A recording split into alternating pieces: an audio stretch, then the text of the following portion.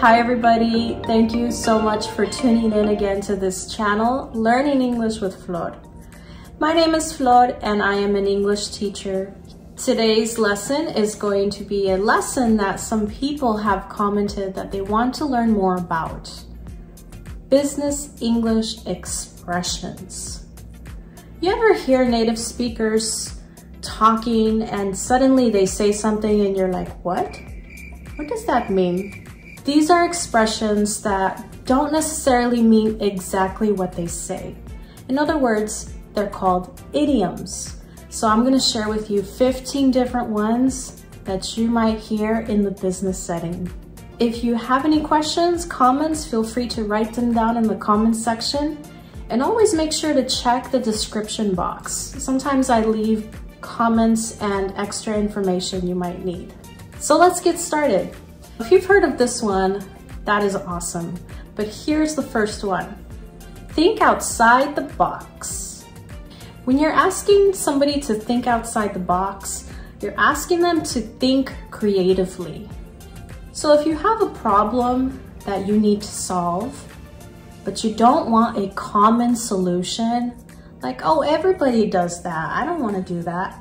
I want to think outside the box and come up with something more creative, something that not everybody thinks of.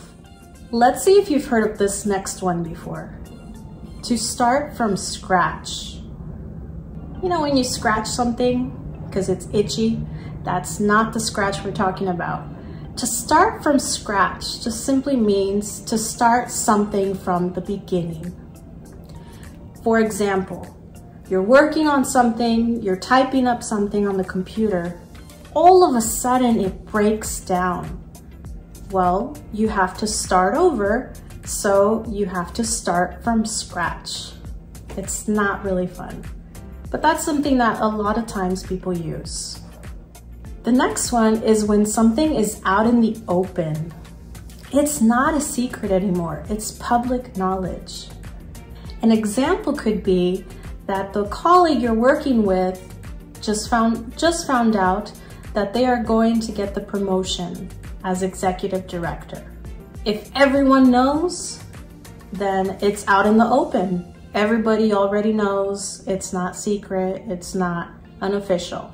The next one is to play by the book. To play by the book. This means when somebody is working and they are doing everything according to the rules, very strictly. They're not bypassing any rules. They're not saying, oh, we can just do it like this way is better. No, they are playing by the book. They're following every rule. An example would be an auditor. An auditor is someone who usually makes sure that everything is being done correctly, make sure that everyone is doing everything legally. So an auditor might come to a business and check the financial records, make sure everything is done by the book. This one's one of my favorites. Have you heard of this one? To call it a day. Oh my gosh, it was such a long day. I'm gonna call it a day. That means that you're done with your work or you're done for the day. You're putting your work aside because you're tired, you're going home. I'm gonna call it a day. You like that one? Here's the next one. To get the ball rolling. For some reason, I think of bowling when I hear this. But to get the ball rolling is to really start a process. Not necessarily finish it, but just to start a process. Let's say that your employer wants everyone to participate in a fundraiser. A fundraiser when you raise money for a cause or a charity. Nobody has started anything. You still have to do a lot of things to make sure this fundraiser happens. Well, let's say somebody gets the ball rolling. That means that they are starting the process. Maybe they're making flyers or they're getting people's signature to see how much money they can raise. To get the ball rolling just means to get something started. Here's another one. Back to square one. Oh man, back to square one. That means you started something and it failed. So now you have to start again and possibly do it a different way. Man, I gotta start again because the first time didn't work out. So let's say you work in advertising and you create this really great ad for a product, but then when you present it, nobody really likes it and they say, nah, you have to start over. We're not gonna use that one. Well, now you have to go back to square one, start from the beginning. Let's come up with a different way to advertise this. Not so fun, is it? Okay, this next one. You see me? See eye to eye? When someone says we see eye to eye, it just means we both agree, we both see something in the same way. If I think that we should have 1 hour lunches instead of 30-minute lunches, and my colleague says, you know what? We see eye to eye. I think we should also have 1 hour lunches. That's a way to say we both agree or we both see the same thing. So let's say something is undecided. Like we're waiting, we're not sure what's gonna happen. What is the decision? If something is undecided, you could say something is up in the air. Up in the air. It sounds weird. Why up in the air? It just means that nothing has been decided. For example, if you ask the employer, who's getting that new promotion? I'm curious. Well, that decision is still up in the air because it hasn't been finalized. Have you heard of that one before? Okay, this next one. Imagine you walk into a room and there's an elephant right in the middle. So this next expression is the elephant in the room.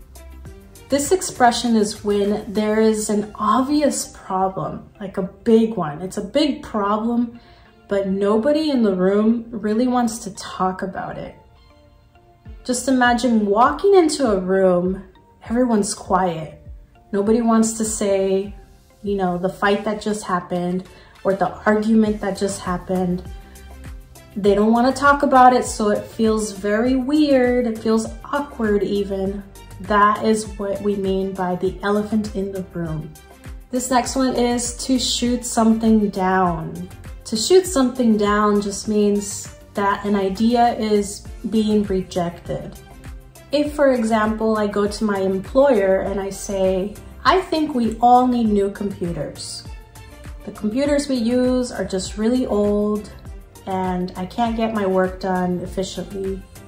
But my employer says, sorry, we don't have money in the budget for that right now. Then he pretty much shot down my idea. That is, he rejected it. The next one is to raise the bar. Raise the bar means you are going to raise your expectations. Talk about a big word, expectations.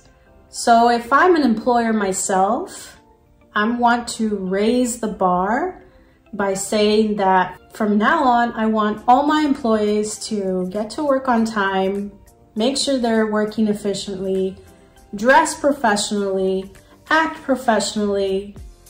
I have really high expectations of everybody in the company. I am raising the bar because maybe the past employer didn't expect all those things. Raising the bar. To go the extra mile. You've probably done this yourself. To go the extra mile means that you do more than what's expected. If my colleague's birthday is coming up, I might just give him or her a birthday card. But if I go the extra mile, I'm gonna get them a birthday card, a birthday gift, maybe some balloons. I'm gonna decorate their desk. That means going the extra mile, doing more than what's expected. Have any of you done that before? And the last one, to pull it off. To pull it off.